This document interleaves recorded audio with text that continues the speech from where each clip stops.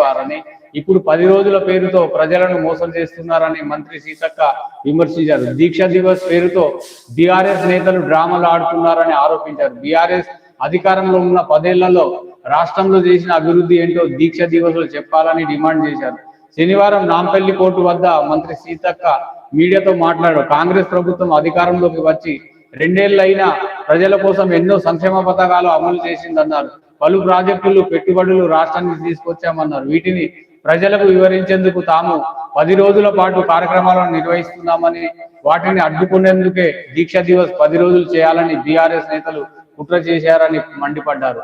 నాంపల్లి కోర్టుకు సీతక్క హాజరు. కోవిడ్ ను ఆరోగ్యశ్రీలో చేర్చాలని 2021లో ఇందిరా పార్క్ వద్ద దీక్ష చేస్తే ఆమె మీద అప్పుడున్న ప్రభుత్వము కేసు పెట్టడం జరిగింది. ఆ కేసులో భాగంగా నిన్న నాంపల్లి క్రిమినల్ కోర్టుకు హాజరవ్వడం జరిగింది. మరి హాజరైన దశలోనే సీతక్క ప్రశ్నిస్తున్నది. అప్పుడు 10 సంవత్సరాల పాలనలో ఉన్నప్పుడు ఒక రోజు దీక్ష దివస్ ఉంటే ఇప్పుడు 10 రోజులు ఎందుకు పెట్టుకున్నావు అంటే అని ఆ రకంగా అంటుంది. వాస్తవానికి ఇది ఖచ్చితంగా ఈ బీసీ సమస్యను డైవర్ట్ చేయడం కోసమే. అదేవిధంగా ఓట్ చోరీకి వ్యతిరేకంగా సంతకాల సేకరణ పత్రాలను టీపీసీ చీఫ్ కు అందజేసిన కంటోన్మెంట్ ఎమ్మెల్యే శ్రీ గణేష్. తర్వాత ఇంకొక న్యూస్ చూస్తే కమిషన్లపై ఉన్న శ్రద్ధ పాలసీలపై లేదు. అదే ఉంటే పొరపాటు జరగవు. మంత్రులవి ఒక్కో సందర్భంలో ఒక్కో లెక్కలు. సిద్దిపేట ఎమ్మెల్యే హరీష్ రావు. మొత్తానికి ప్రభుత్వానికి కమిషన్లపై ఉన్న శ్రద్ధ పాలసీలపై ఉంటే ఈ పొరపాటు జరగవు కదా అని మాజీ మంత్రి సిద్దిపేట ఎమ్మెల్యే హరీష్ బాబు ఎక్స్ లో పేర్కొన్నారు. మీరు ఒక్కో సందర్భంలో ఒక్కో రకంగా లెక్కలు చెబుతున్నారని అంటే మొత్తానికి వీళ్ళు ఈ ఎలక్షన్లు రాగానే ఇప్పుడు ఎట్లా అయిందంటే బీఆర్ఎస్ బీజేపీ పార్టీపై, బీజేపీ పార్టీ కాంగ్రెస్ పార్టీపై, కాంగ్రెస్ పార్టీ బీఆర్ఎస్ పై కొట్లాడుకుంటే ఈ 3 పార్టీలే ఇక ఉన్నాయి. ఇక 3 పార్టీలు తప్ప వేరే పార్టీలు అవసరం లేదు అన్నట్టు ఈ పేపర్లు మీడియా కూడా ఈ పార్టీల మాత్రమే మెయిన్ హెడ్డింగ్స్ మెయిన్ పేపర్లలో వస్తాయి.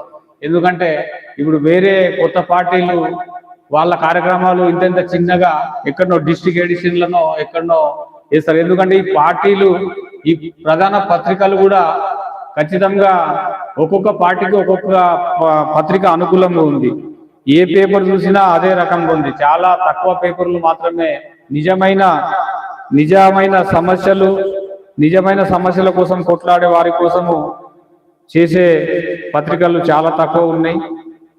మనం ఏ పేపర్ చూసినా బీఆర్ఎస్ పార్టీ బీసీ వీళ్ళ తప్ప వేరే న్యూస్లు కనబడవు. అక్కడక్కడ చిన్న న్యూస్లు.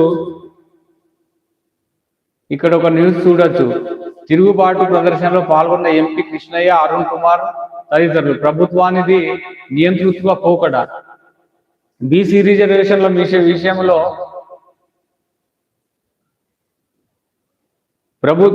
ప్రభుత్వాన్ని నియంతృత్వ పోకడ. రిజర్వేషన్ల కేటాయింపులో అన్యాయం. జాతీయ బీసీ సంక్షేమ సంఘం అధ్యక్షుడు ఆర్ కృష్ణయ్య హైకోర్టుకు సమర్పించిన డెడికేటెడ్ కమిషన్ నివేదికలో ప్రామాణిక పద్ధతులు పాటించలేదని హైకోర్టు అసంతృప్తి వ్యక్తం చేసిన రిజర్వేషన్ల కేటాయింపులో అన్యాయం జరిగిందని రాష్ట్ర బీసీ కమిషన్ తప్పుపట్టిన ప్రభుత్వం స్థానిక సంస్థల ఎన్నికలకు వెళ్లడం నియంతృత్వ పోకడ భావజాలానికి నిదర్శనమని రాజ్యసభ సభ్యుడు జాతీయ బీసీ సంక్షేమ సంఘం అధ్యక్షుడు ఎంపీ ఆర్ కృష్ణయ్య అన్నారు. శనివారం బీసీజేఏసీ ఆధ్వర్యంలో హైదరాబాద్ లోని బషీర్బాగ్ చౌరస్తా నుంచి బాబు జగజీవన్ రామ్ విగ్రహం వరకు బీసీ తిరుగుబాటు ప్రదర్శన చేపట్టారు.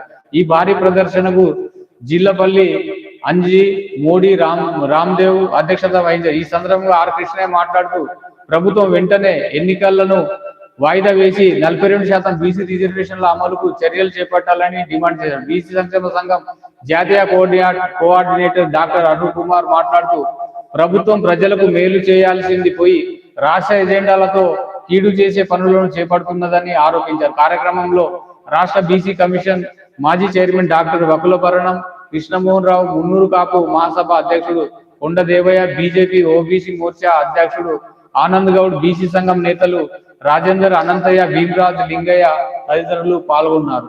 మొత్తానికి బీసీ రిజర్వేషన్ల మీద అన్ని సంఘాలు కొట్లాడుతూ